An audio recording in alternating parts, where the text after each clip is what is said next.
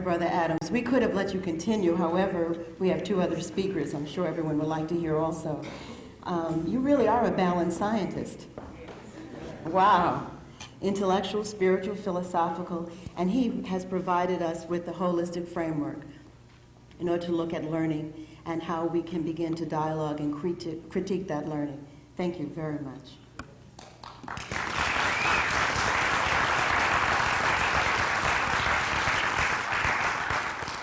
Our next speaker, of course, requires no introduction.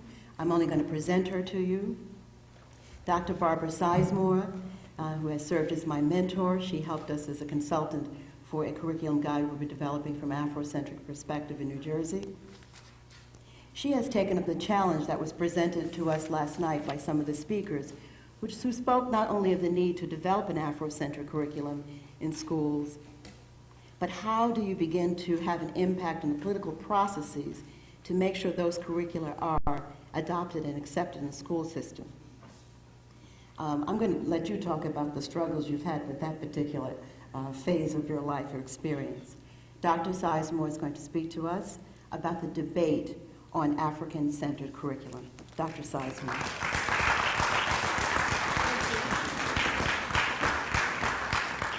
Thank you very much. Sister Shashi is now 10:55. I want to talk with you about the debate over the African-centered curriculum. Says my brother Wade Nobles will talk to you about the African-centered curriculum. I want to talk to you about the politics around this, because generally in this struggle that we're having to educate our children in this country, most of the struggles are in a political context. And it's this context that batters most African Americans, and sometimes we are unable to know what to do in this struggle because, well, the knowledge or information is just not at our fingertips about this matter. Now, there are many changes recommended for reforming education, and this big reform of education, as you know, had a critical year in 1983 when Ronald Reagan was our president. And in the script they prepared for him to act, he settled on a program that was to advance the interests of middle-income white Americans.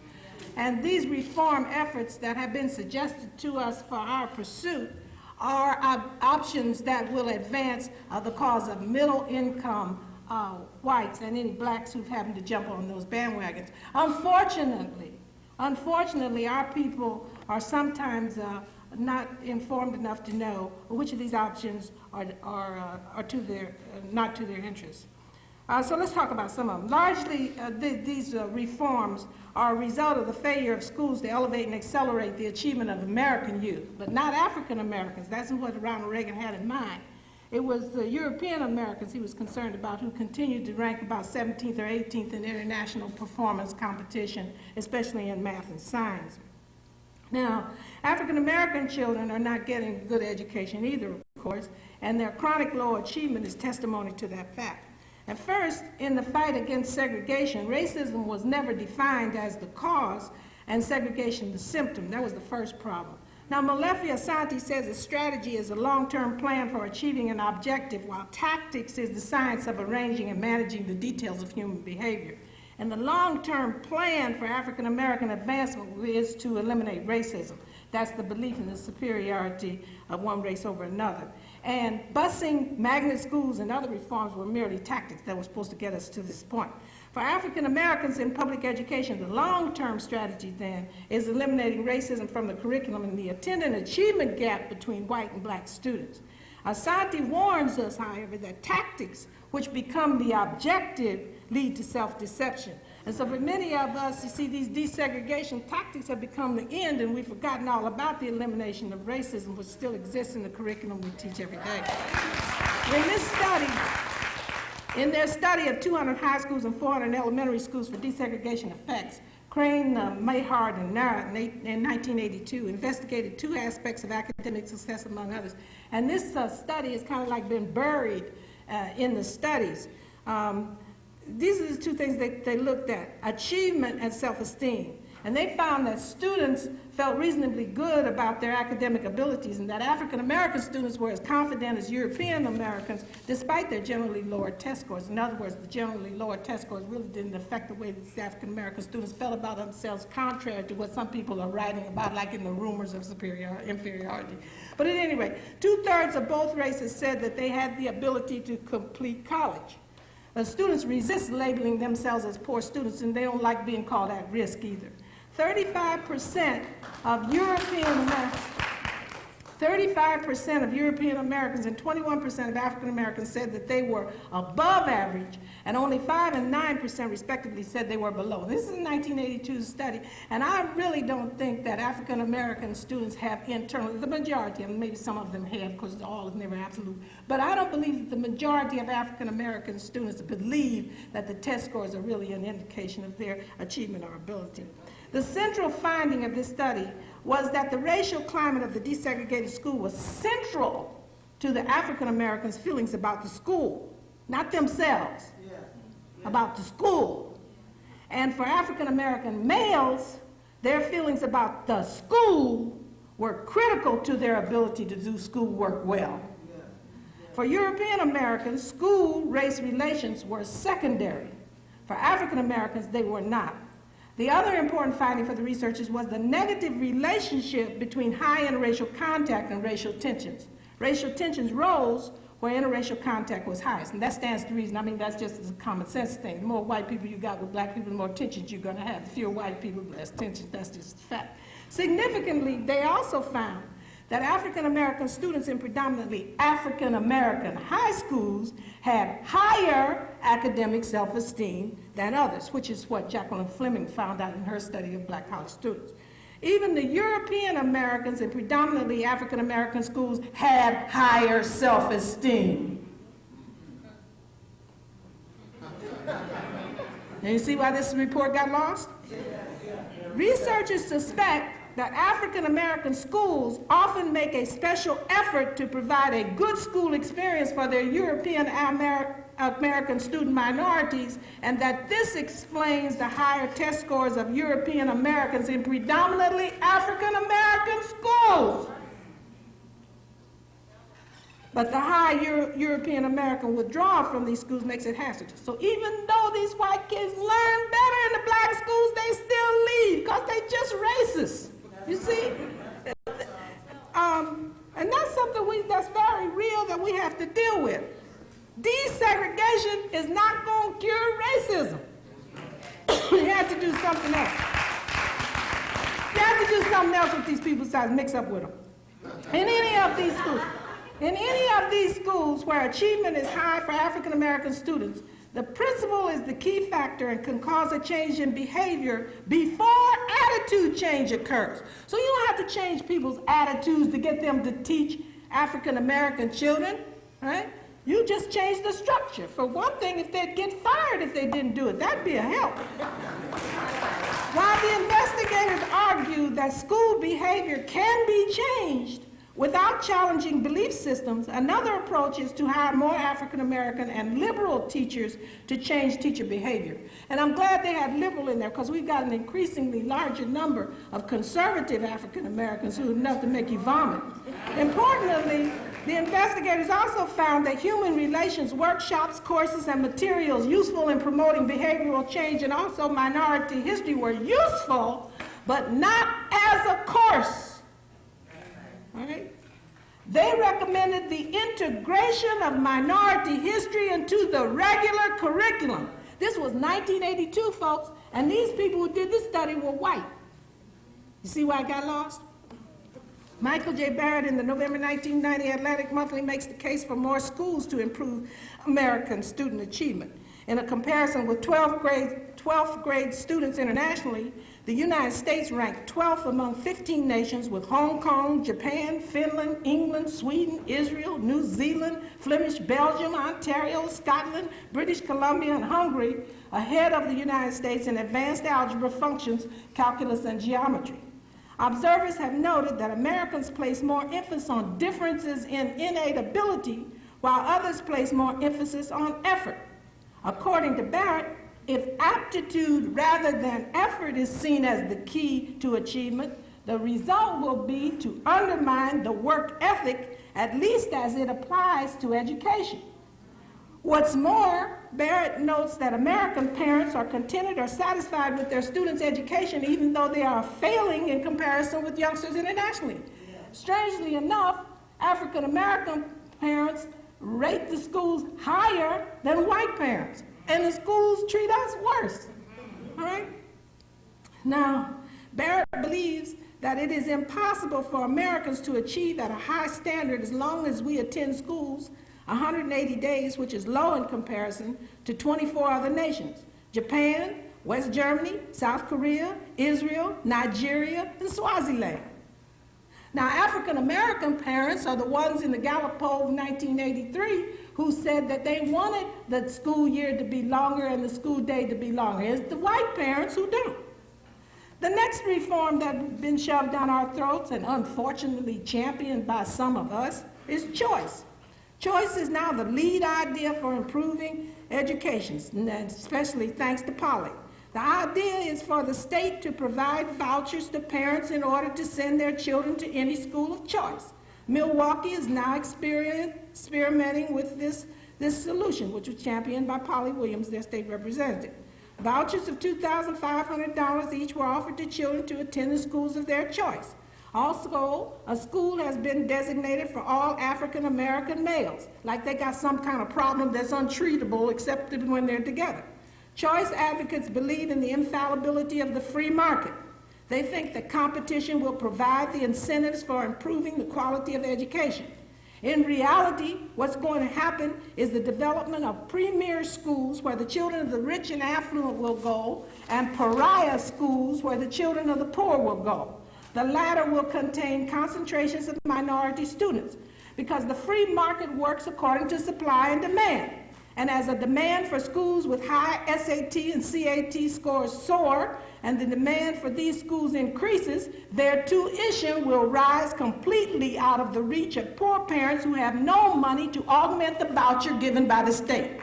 Furthermore, schools will be more segregated than ever before as the premier schools evolve into predominantly European American domains. More important yet, there will be no initiatives to change this since these were the choices of the parents. Right?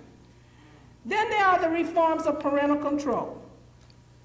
Parental control, that's just an interesting phenomenon. We don't seem to have learned anything from Ocean Hill, Brownsville, IS 201 in New York, Anacostia, Adams Morgan, and the decentralization of the D.C. public schools in Washington, D.C., and the Woodlawn Experimental Schools project in Chicago itself. We don't seem to have learned one cotton-picking thing.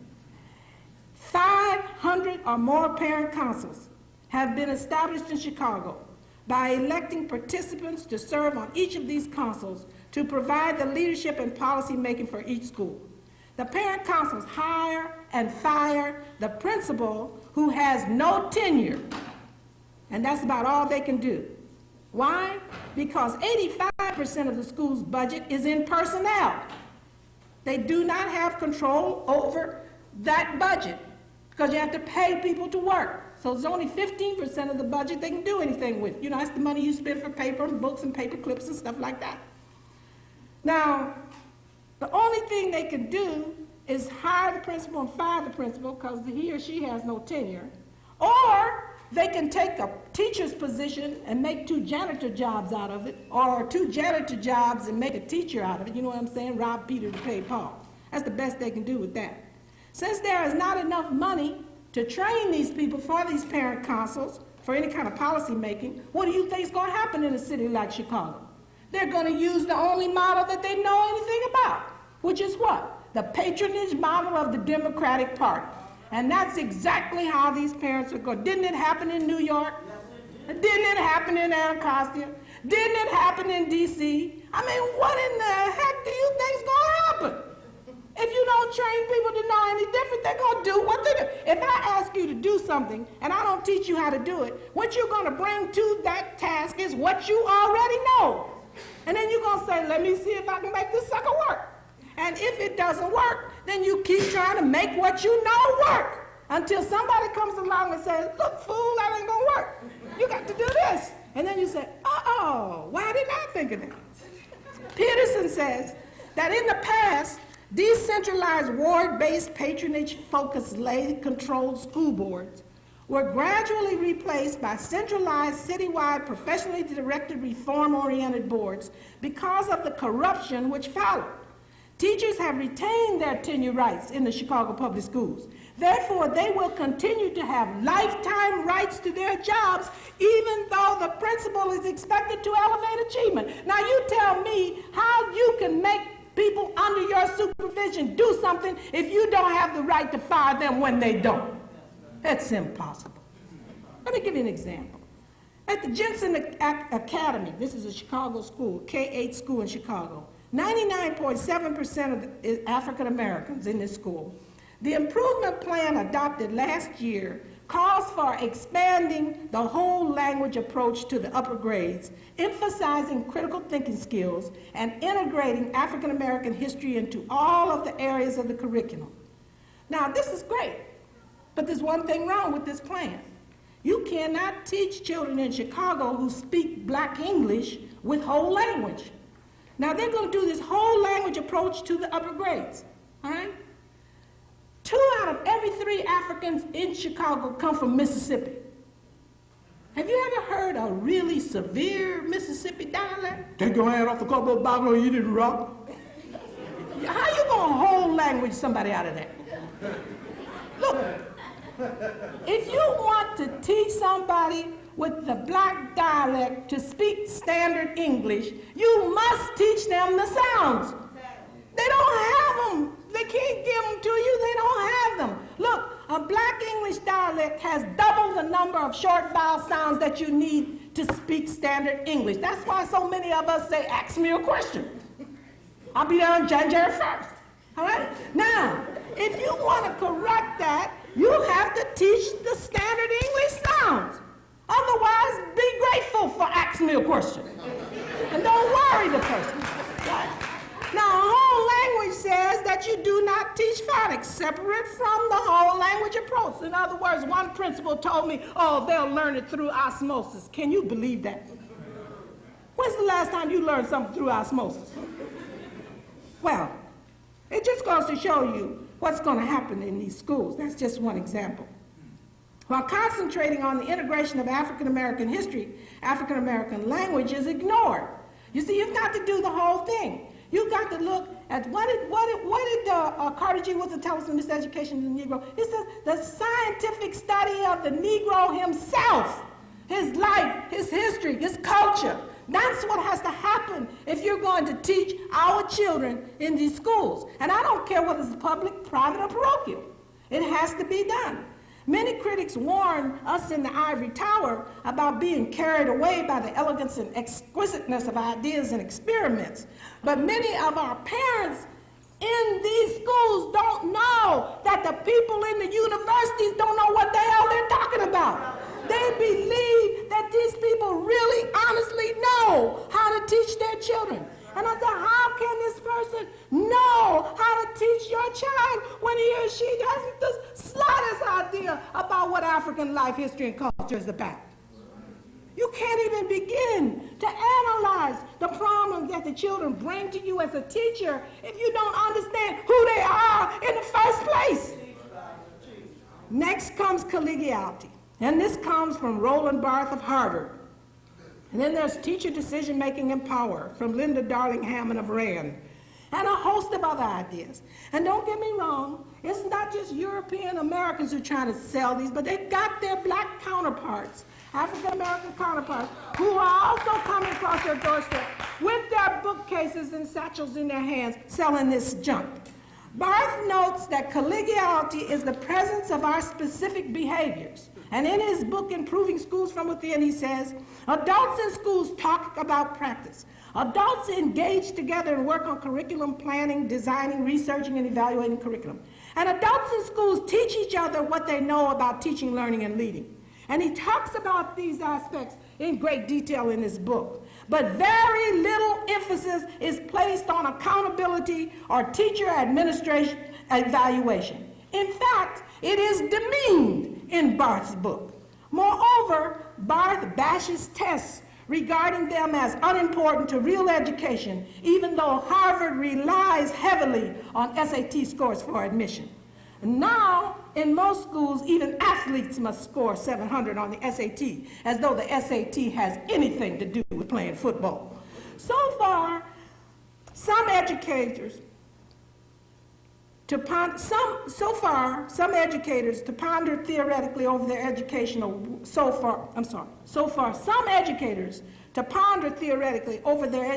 worth is moot. And this is why I tell you that. I spent the first 30 years of my teaching life fighting tests. And when I finally got to be superintendent in what I thought was an all-black city, I abolished tests, and they abolished me. So it's very clear to me that tests will remain here.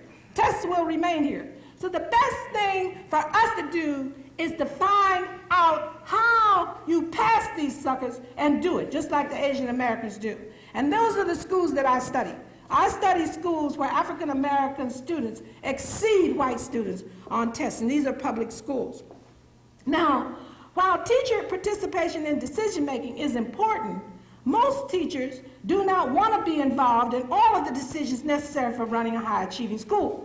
They want to be involved only in those decisions which will affect their classrooms, all right, and the teachers themselves. They don't want to order toilet paper, paper clips, get the roof fixed, and all that kind of stuff. They just want to be concerned with what impacts on teaching children, like what kind of books to use, how do you place children in groups for teachers to teach, and so forth and so on, what kind of staff development and things like that. So what we have to look at is what do teachers need to do in schools to teach children, all children. Actually, educators resist doing what has proven to be effective in accelerating the achievement of African American students. Now, it's not just educators who do this, though. African American parents are often their own worst enemies. I go into meetings a lot of times, all equipped with this information to fire at the school board and at the superintendent. And African American parents will jump up and defend these suckers and say, oh, the parents ain't doing what they're supposed to do in their homes. And I want to say, oh, sit down and shut up. I don't have an idea. What is important? Maybe parents aren't doing what they're supposed to do at home, but that's got nothing to do with teaching somebody to read in a group of 22 in a classroom where you get paid $68,000 to do it. I'm saying to you, what we need to keep in mind is that whoever is in the class before the students is responsible for teaching something. Jesus Christ. Is it a giveaway program where all you got to do is go in there and sit down and keep people quiet and get your $65,000 every year? I mean, what's going on? What needs to be reconsidered here is accountability. Principals and teachers need to be accountable for something that goes on in the classroom, and let me suggest that is teaching children how to read, write, and do arithmetic. What do we need to talk about then with these people in order to make racists teach our children in school? One thing we have to talk about, my friends, is what do they do in schools where African American children who are poor, come from single female-headed families, live in high crime areas, and still excel? What do they do in those schools? One thing they do is they make the proper assessment of what these children need to know. And you cannot do this, my friends, if you do not understand the cultural experiences that the children bring to the teaching learning situation. It will never happen. So, multicultural education is another reform arena more closely related to my work. The idea here is to bring the curriculum into touch with the real world of cultural diversity which characterizes the United States and our public schools. It's an interesting domain. According to Sims' report, in the Education Special Report of the New York Times, this reform effort is obstructed by a growing dispute among educators and scholars over two very different but equally legitimate approaches. One is called the separatist approach, which is an ethnocentric curriculum that emphasizes the perspective of one particular group in an effort not only to counterbalance the usual white male perspective, but also to raise the self-esteem and achievement of children from racial and ethnic minority backgrounds. The other is the pluralist approach, which seeks to account even-handedly for the contributions of various racial and ethnic groups within the existing academic framework. Now, the problem with this is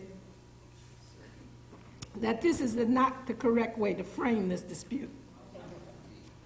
Because the problem is the existing academic framework. That is the problem. It is completely devoted to distorting the real facts about history, literature, art, music, drama, poetry, social science, and so forth.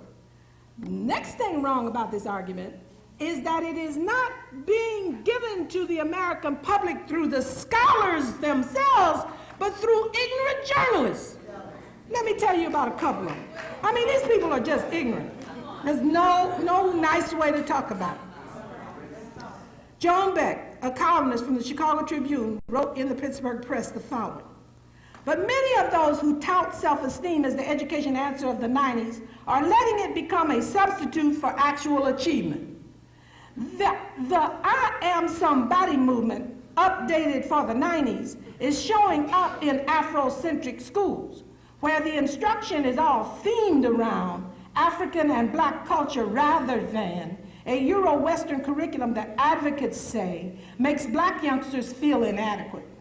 At their extremes, Afrocentric programs teach children that Africa is the source of many major scientific, mathematical, intellectual, and literary achievements, most of them stolen by whites who claim the credit. They stress the value of oral traditions and communication over repressive written language. One leader in the Afrocentric movement insists that whites are ice people, lacking the melanin in their skin that gives blacks, the sun people, an intellectual and humanistic edge. The dangers in this approach are obvious. Black children, as all children, deserve to be taught the truth. They need the logical skills to help them understand and evaluate what they are taught." End of quotation. Isn't that special? The question, which is the crux of the matter, is this: just what is the truth?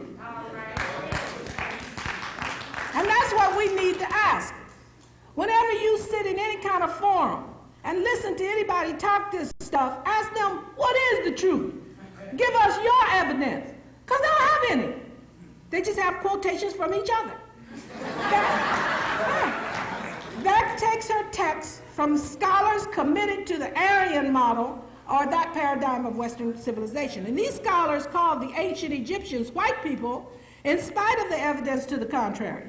With amazingly little and sometimes no evidence, their word through quotation is taken for truth. Now, the professor she was talking about, of course, was Leonard Jeffries, the professor at City College of New York. And at no time, I've known Lenny for a long, long time now, and I don't ever remember Lenny saying that we need to not be concerned about academic achievement. I've never heard him say that. Maybe somebody else has, but I've never, and I've been around Lenny a lot. All right? I've never heard him say that. Now, most of the people who say that are unwilling, however, to call Aristotle a racist. And even though Aristotle said similar things. So see, Aristotle's a good guy and Lenny is a bad guy, even though they said the same thing. Right? Because Martin Bernard says Aristotle said this: "The races that live in cold regions and those of Europe are full of courage and passion, but somewhat lacking in skill and brain power."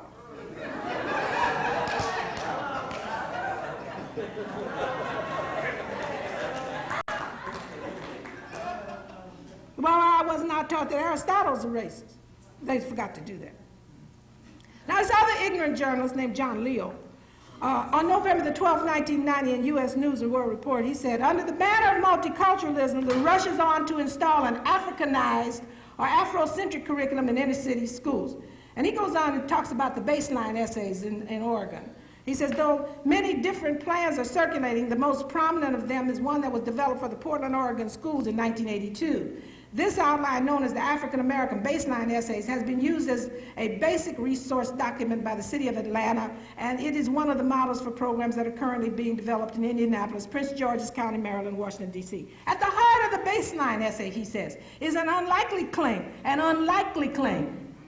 that consumes more than 35% of the curriculum's text. Ancient Egypt was a black nation. To gloss over black success, the baseline essays maintain Europeans invented the theory of white Egyptians who were merely browned by the sun. Experts do not seem to support this view. I phoned 7 Egyptologists at random around the country, and all 7 said it is completely untrue, then asked that their names not be used.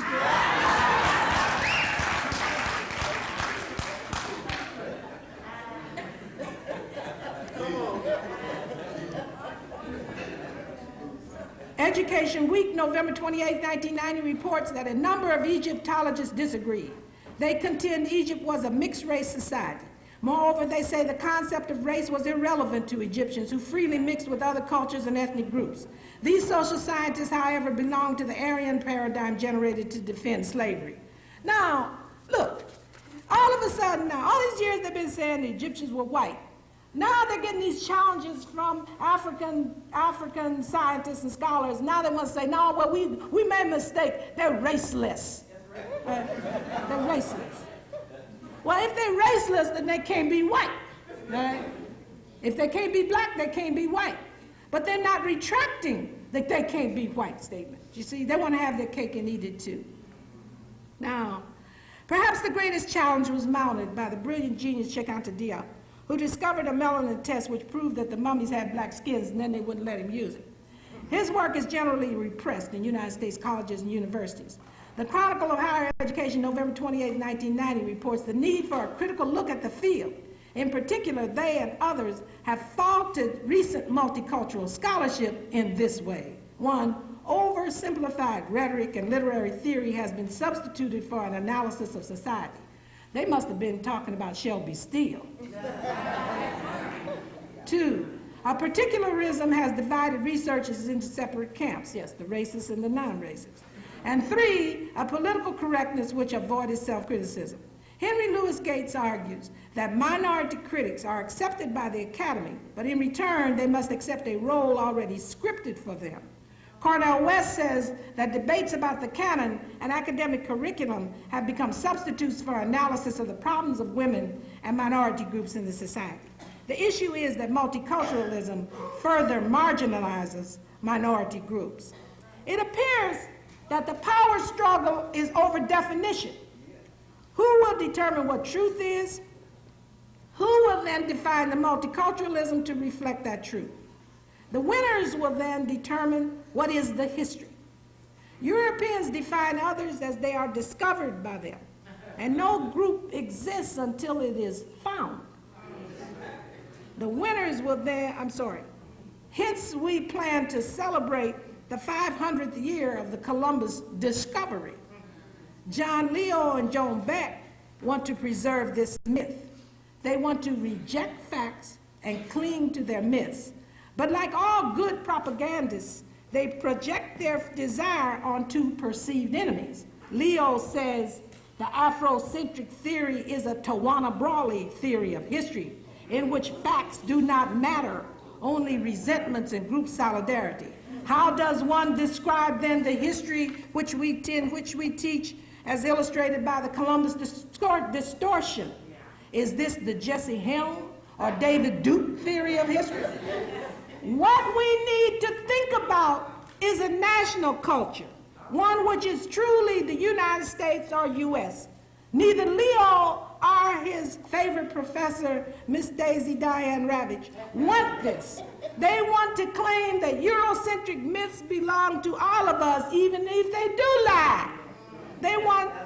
One pluralist discussed her scheme for treating Thanksgiving with me. She taught 3rd grade, and she said, I'm having a multicultural experiment. I'm going to let the Indians help the Pilgrims to celebrate. So I said, big deal.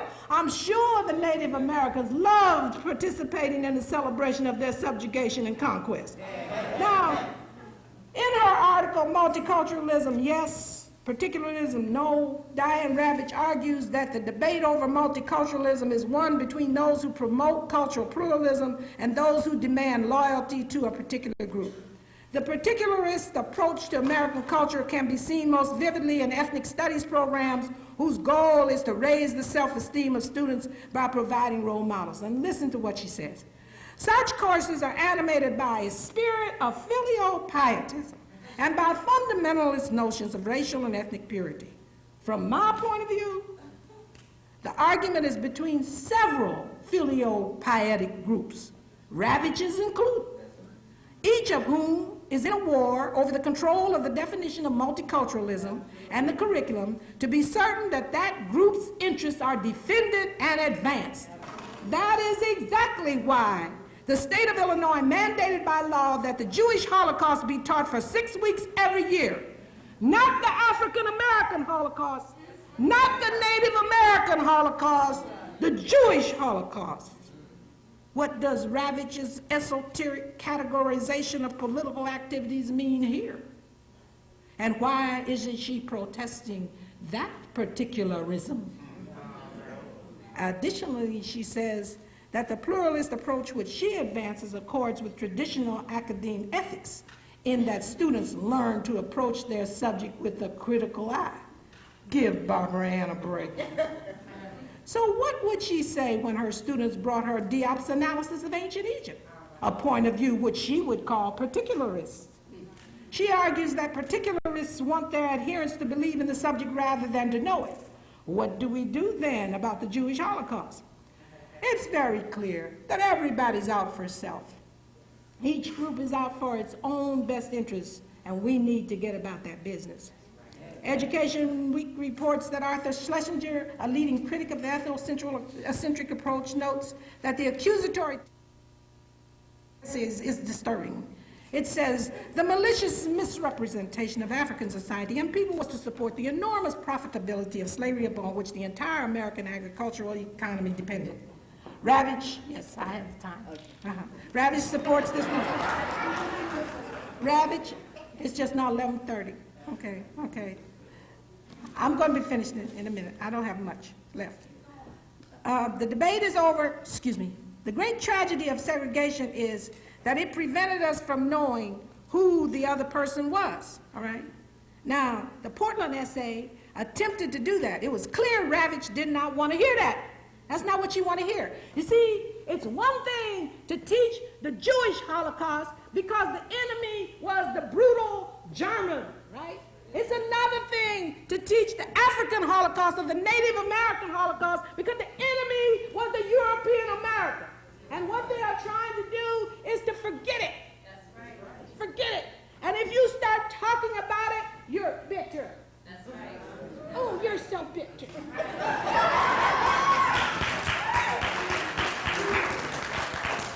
These tireless debates leave me cold in an arena where the chances of life for African Americans become worse and worse. What we need is a national culture. Francis Fanon defines it this way. A national culture is the whole body of efforts made by a people in the sphere of thought to describe, justify, and praise the action through which that people has created itself and keeps itself in existence. A national culture in underdeveloped countries should therefore take place at the very heart of the struggle for freedom which these countries are carrying on. If culture is the sum total of artifacts which a group creates in its struggle for survival, self-autonomy, and progress, then the national culture must reflect groups in conflict. A Native American versus the European, African American versus the European, Mexicans versus the European, etc., because it was the Europeans who came over here and upset everybody. Now, Harold Cruz agrees with Fanon, but poses a special American problem. You remember what he said about that? He talked about everybody having an identity problem, including white folks. He said the fact of the matter is that American whites as a whole are just as much in doubt about their nationality, their cultural identity, as are Negroes. And thus the problem of Negro cultural identity is an unsolved problem within the context of an American nation that is still in process of formation. Fanon goes on to say, the intellectual who is Arab and French or Nigerian and English, when he comes up against the need to take on two nationalities, chooses, if he wants to remain true to himself, the negation of one of these or the other. But most often, since they cannot or will not make a choice, such intellectuals gather together all the historical determining factors which have conditioned them and take up a fundamentally universal standpoint. I'm a human being. Now, we do not have a cultural democracy in the United States. We just don't have one. And in order to create one, as Cruz warned in 1967, we must have a complete democratization of the national cultural ethos. And each group, just as the Jews have done with their Holocaust, must frame its own history. Now, before African Americans, however, can enter this struggle, we must produce our record of our history and our life and our culture, because it has been suppressed and destroyed. So when people resent the fact that African American scholars are doing this work on ancient Egypt and all of that, because they call it particularist, remember that someone has to do this work or we cannot enter that struggle.